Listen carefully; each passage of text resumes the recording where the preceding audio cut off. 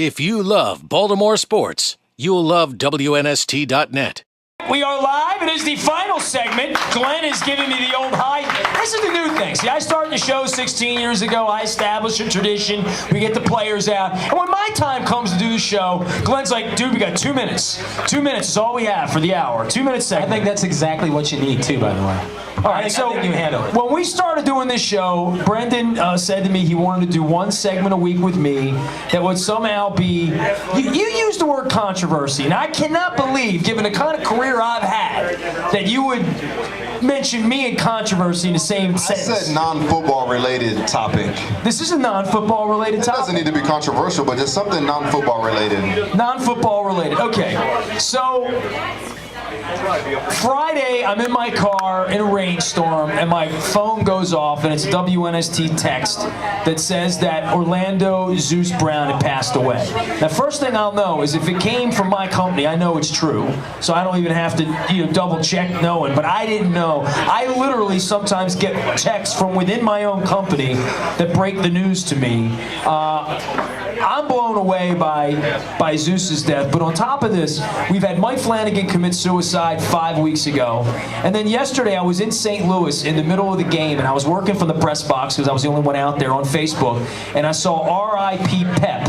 For anybody out there from the Curly community, Thomas Pep Perella was a longtime soccer coach, local entrepreneur, one of my first 3 sponsors. He launched my career with Pepperoni's Pizza and Pepper's Cafe. Died of cancer yesterday after a long battle. And I never get used to death. I never get used to going to viewings and all that kind of stuff. But from a teammate standpoint, and from a guy that was around, especially around your brother, and played on some teams with your brother, Zeus was such a part of the Ravens. He's 40 years old. I don't think any of us can imagine him being gone. I feel that way about Pepe. I feel that way about Flanny. But just from your football perspective, to talk about what that was like, where you found out, because there are a lot of guys still on the team like Ray that have incredible relationships. Not just that, the guys in the building, the Kevin Burns, the Bob Ellers, the Baker Koppelmans, the Wade Harmons, who've been around for a long period of time. It's been a tough week, and I think they're going to honor Zeus on Sunday night. I think that's completely appropriate. Yeah, and they honored him in St. Louis as well, which I thought was a really commendable thing to do. We started out the game with the moment of silence, and they didn't need to do that, and it wasn't a guy that was on the team currently. He was a former player, so for them to do that, it just showed the amount of respect that they had for him as a player and the amount of respect that they had for our organization. But more than any player that I've ever seen in any organization, he was always at our facility. He was always around. He was always cheering the guys on, especially the offense, and he was a Raven. Yeah, when it's all said and done, my brother, his career, he's played on 3 or 4 teams. He's a Raven. You know what I'm saying? Zeus, he's a Raven. He's played on other teams, but are you a Raven now, or are you a Bear? I'm still, kind of figuring it out. I think, this is my 4th year as a Raven. This will be the longest I played on any team in my career, in even high school, anything, on one team, 4 years. So, being born in Chicago and raised in Chicago until I was 10, the Bears were a big part of my life. But now I think, as everything's starting to end, I think I'm going to become a Raven like my brother, when it's all said and done. Nice. And it's one of those things where it's not like I decided for this to happen, but, kind of like how the people that become Ravens, it seems like the team grafts them and pulls them in. How did Coach Harbaugh, never had any head coaching experience, all of a sudden he's a head coach, he was a special teams coordinator, and Camp Cameron had been fired from one job and he was driving across country, and all of a sudden the Ravens called him and they're like, we want you to be a Raven, so it's like the team kind of just pulls you and just takes you over. So that's kind of what's happening with me in Baltimore. But back to Zeus though, he was always around, and I played on 3 different teams. Yeah, I was going to ask you about that. I never saw veteran guys around. Like alumni in other places. Right. It's not like that, right? They'd come every once in a while, but Zeus was there all the time. Maybe 2 or 3 weeks wouldn't pass by, whether it was training camp or off season or regular season. He's not like a former player that dies that nobody in the clubhouse knows. I got to think that aside from a few of the rookies that may not have realized who the giant was that was showing up on the sidelines, all of you had multiple interactions with Zeus. He wasn't just anyone player who lived in the community. He was a guy that was bonded to that building as much as anything else. You'd just be sitting there in the training room, right? Practice wouldn't even be starting yet, or nothing would be going on. You'd be in the training room, and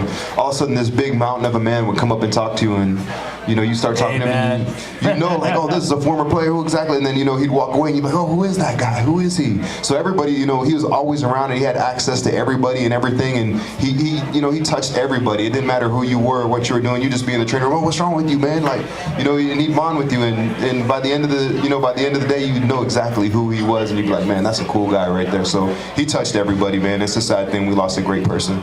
I think it's interesting to sit here and talk about it, because I texted you earlier today. I said we're going to talk about death, suicide, and legacy. Now, we've talked a little bit about the death, and I'm going to get into the Mike Flanagan thing before it's all over with. I will write something about it. People are beating me up about it. I'm not going to talk about it right now because I don't have any definitive thing I want to say at this point. When it's ready, when the cake's ready, it'll be cooked. But in the case of legacy, when I talk about Mike Flanagan, when I talk about Pep Perella, who touched my life and my soul and my company and so many people, I promise you right now, just saying the words Pep Perella, there are hundreds, if not thousands, of people that will hear this tape that came into contact with him, because he was really a Baltimore guy. Zeus became a Baltimore guy, and I think for us to sit and talk about somebody's legacy, it always makes you wonder, if I die tonight on York Road, what are people going to say? What will be written, what will be said, who will say it, who will care, who will know, who will cry? And I think in Zeus's case, and I think in Flanagan's case, these people that are taken away from us too early, these things get said or they get left unsaid that you want to say to those people. And it always makes me think, when's the last time I saw him? Last time I saw Zeus was in his gigantic monster truck down in front of his house in Harborview. I was walking out the tiki barge and I saw him and I waved to him. And with Zeus, it wasn't like I had to go over and say hello or hang out. Zeus used to come out and do this Monday show all the time. I got pictures with him. I found all these pictures of him in Ogden when Ogden was a puppy back in '96.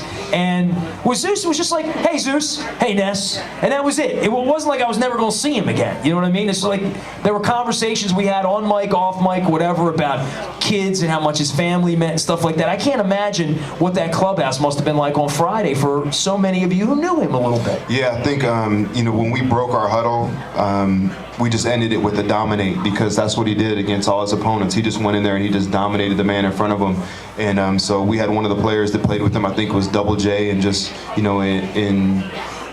in his memory and in his spirit, it's like, let's go out there and dominate. And I think you saw that come out against the Rams, because it was such a touching week for us, So, and for us to be talking about him today and to be talking about Flanny today, that says a lot about them.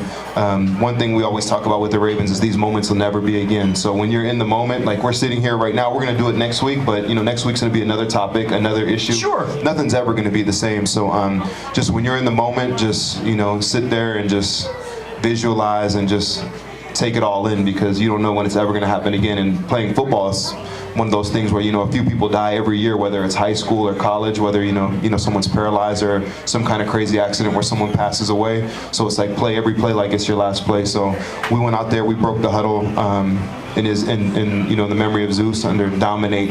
Just dominate every play, every second you have another play is a blessing. So let's go out there in his name and his spirit, and let's dominate the person in front of us. Yeah, man. So let's be in the moment of 2-1 here, and we'll lift a glass for Zeus today. And he was always a good friend of the show and a good friend of Baltimore Ravens fans. I think everywhere he was. We lost a special person. Yeah, so I don't think there's any doubt about it. We'll pay a tribute to him, and hopefully we'll bring him home a win too on a Sunday night. And I'll try to get something controversial for us to talk about on this segment next week. It doesn't need to be controversial, just a little something non-football related, just to keep us in touch, because we're in our bubble, a football bubble. That's not the real world. So it's like every day people are out there struggling and trying to survive and doing all these different things. And we play football, it brings a smile to people's faces. So brings people together. Right, and so we're lucky to be able to do that. But that's not necessarily the real world. It's its own little microcosm. Being a football player and being able to do those things. But on the outside, there's people passing away. There's people that are homeless. There's people that are hungry. So there's a lot of things going on. So it's just one of those things. People think of us just as football players, but we're so much more than that. We didn't ever just play football just to win or lose the game. We do it for so many reasons, more than just, to go out there and win. At the end of the day, it's the most important stat, it's the most important thing, but there's so many things out there that outweigh winning versus losing and being able to touch people and help people. So that's why I always like to talk about something a little bit different outside of football. Cool. Well, we just did that. It's Brendon Ayanbadejo. Give it up for him. If you love Baltimore sports, you'll love WNST.net.